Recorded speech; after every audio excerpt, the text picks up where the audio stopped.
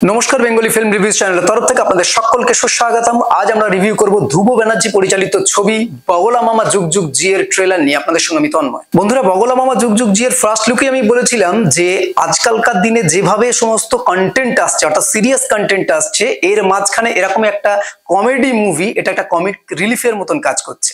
তো বগলা মামা যুগ যুগ জিও যে একটা কমেডি ড্রামা, এটা বলার অপেক্ষাই রাখে না। গল্পটা কিন্তু খুবই সাধারণ, কিন্তু গল্পের মধ্যে রয়েছে বেশ কমেডি এলিমেন্ট।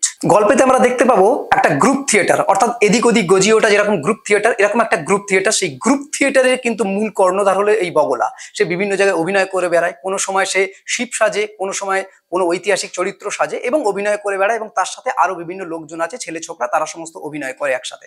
হঠাৎ করে একদিন সে পেল একটা বড় বায়না। কার কাছ থেকে? না, এমন একজন ব্যবসায়ীর কাছ থেকে, যে একজন গুন্ডাও বটে। ফলত তার সম্মানও কিন্তু জড়িয়ে রয়েছে এই থিয়েটারটার সঙ্গে। ফলে এই থিয়েটার তাকে জিততে হবে, এই কম্পিটিশন তাকে উইন হতেই হবে।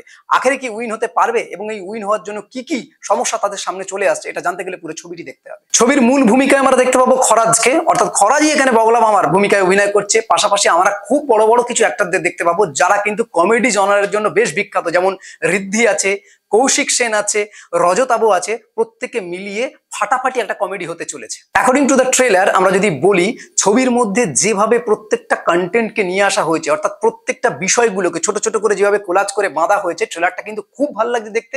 ট্রেলারেই আমরা কিন্তু এন্টারটেইন হচ্ছি। প্রত্যেকটা জায়গায় খরাজের যে বিভিন্ন ভূমিকাগুলো রয়েছে এবং তার যে সংলাপগুলো দেওয়া রয়েছে, শুধু খরাজ নয়, রজতাবু থেকে শুরু করে প্রত্যেক, কৌশিক সেন থেকে শুরু করে ঋদ্ধি, প্রত্যেকের মুখে যে সংলাপগুলো দেওয়া হয়েছে সেগুলো কিন্তু জাস্ট জীবন্ত হয়ে উঠছে। অ্যাক্টিং প্রসঙ্গে যদি আসি, সেখানে বলতে হয় যে প্রত্যেকেরই অ্যাক্টিং ভালো। এখানে আলাদা করে বলা যাবে না যে এর অ্যাক্টিং ভালো, এর অ্যাক্টিং খারাপ, প্রত্যেকেরই অ্যাক্টিং ভালো। তবে খরাজ মুখার্জি কিন্তু এখানে প্রাণ কেন্দ্র। এক জায়গায় তাকে বলতে শুনছি যে উৎপল দত্ত নাকি তার হাত ধরে বলেছিল যে উত্তম কুমারের থেকেও সে অভিনয় ভালো করতো এই ওথেলো চরিত্রটা। এখানে ওথেলো চরিত্রটা বলতে আমাদের মনে পড়ে যায় সপ্তপদীর কথা। সেখানে আমরা দেখেছিলাম যে সুচিত্রার সাথে ওথেলোর ভূমিকায় অভিনয় করেছিল উত্তম কুমার, এবং সেখানে পিছনে যে নেপথ্যে গলা ছিল সেটা উৎপল দত্তের। তো এই রেফারেন্সটা টানা হয়েছে। এক জায়গায় আমরা কৌশিক সেনকে বলতে শুনছি যে মির্জাফর কি এখনো কি বেঁচে আছে। ফলে কিছু কিছু ঐতিহাসিক রেফারেন্স এর মধ্যে আসছে। ফলত পুরো ওভারঅল যে গ্রুপ থিয়েটারটাকে যেভাবে তুলে ধরা হয়েছে, সেটা কিন্তু আমাদেরকে বেশ একটা অন্য জায়গায় নিয়ে যায়। আজকাল দিনের যে গ্রুপ থিয়েটার, সেই গ্রুপ থিয়েটারে এইভাবে তুলে আসা, ফলে গ্রুপ থিয়েটারের একটা উন্নতি হবে বলে মনে করি।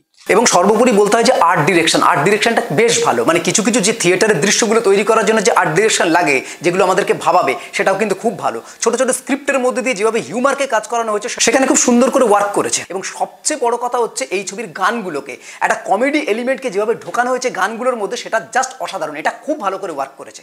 এবার যদি এই ছবির কিছু টেকনিক্যাল দৃশ্যের কথা আছে, সেক্ষেত্রে প্রথমেই বলতে হয় ছবির মেকিং খুব ভালো। আর ছবিটি মেকিং ভালো হওয়ার জন্য যে যে জায়গায় যে যে ধরনের শট নেওয়ার দরকার হয়েছে, সেগুলো ঠিকঠাক নেওয়া হয়েছে।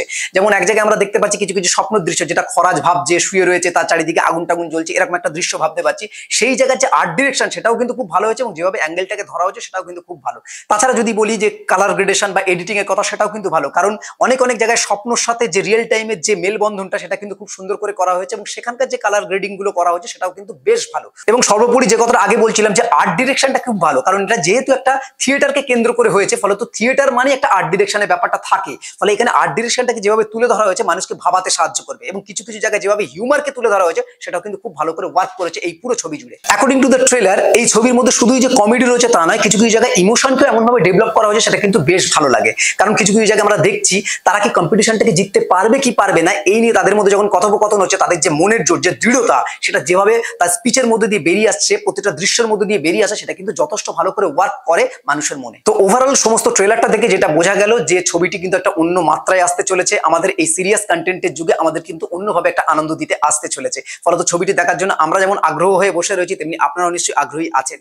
তো কিরম লাগলো অবশ্যই আমাদের কমেন্ট করে জানাবেন। এই হলো ওভারঅল রিভিউ। এরকম নতুন নতুন রিভিউ জানতে বেঙ্গলি ফিল্ম রিভিউজ দেখতে থাকুন। আপনাদের গুরুত্বপূর্ণ মতামত আমাদের কমেন্ট বক্সে অবশ্যই জানাবেন। বেঙ্গলি ফিল্ম রিভিউ সোশ্যাল মিডিয়াতে সব জায়গায় অ্যাভেলেবেল আছে, আপনারা সেখানে আমাদের ফলো করতে পারেন।